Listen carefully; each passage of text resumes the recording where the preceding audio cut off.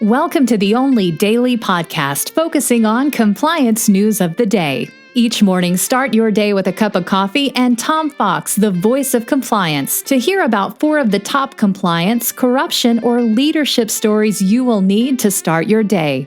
The Daily Compliance News is a production of the Compliance Podcast Network. January 4, 2019, The More is Revealed edition. First up, from Dylan Toker over at the Wall Street Journal Risk and Compliance Journal, a story about Exxon winning an appeal against the OFAC fine sanctioned or levied against it back in 2017 for allegedly violating U.S. sanctions on Russia when it entered into a contract with a Russian oil firm whose president had been placed on a sanctioned parties list, not the company itself. Exxon was fined for executing the contract with the state-run Rosneft. And even though Rosneft was not on the U.S. sanction list, the contract was signed by an executive who was.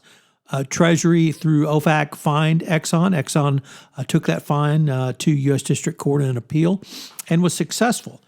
Interestingly, the court criticized really both parties. It criticized Exxon for really pushing the envelope on this, but criticized the Department of Treasury for not specifying in a more detailed manner what the violation was based upon its regs.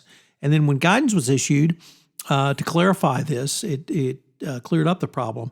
Of course, the problem with issuing guidance is the Trump administration says guidance is not worth the paper it's printed on. So a little bit of internal inconsistency from the Trump administration. Imagine that. Next up, and probably the story that's on everyone's mind, is the airstrike ordered by President Trump on Iranian General Soleimani, the head of the Iran's Quds force. And this obviously has raised tensions with Iran and in the Middle East. Hopefully it won't lead to war, but at this point it's hard to say. But for those in the energy space, oil surged to a 3.5-month high, as reported by the Houston Chronicle, that citing Bloomberg, that oil has gone above $61 a barrel. This is the highest it's been in 3.5 months. So the oil industry, which is really in the doldrums and dumps, you never want to see war, but certainly this bumps up the price of oil. Next up, who and what is your supply chain? As we have another article from the Wall Street Journal.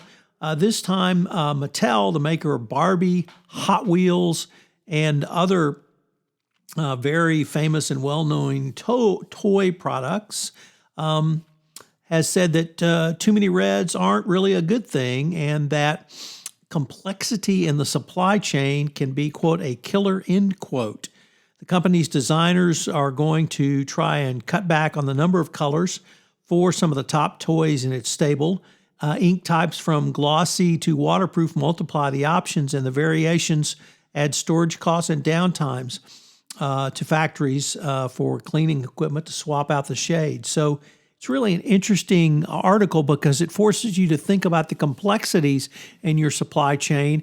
And not only do you need the number of suppliers you have, but do you need the suppliers to supply 150 different types of colors? So if you're looking for more cost savings, this could certainly be a place for you to do so. And finally, our lead story in the More is Revealed edition, as new clues emerge in the Carlos Ghosn escape from Japan, as reported by the New York Times. Well, it turns out that Ghosn literally walked out of his house in the full view of cameras and electronic surveillance. So the question I have is, who in Japan was in on the fix? Obviously, there was a fix, similar to Jeffrey Epstein managing to hang himself in a jail which allegedly had 2 cameras on it. You wonder how the surveillance really worked in Japan. The Daily Compliance News is a production of the Compliance Podcast Network and a proud member of C-Suite Radio.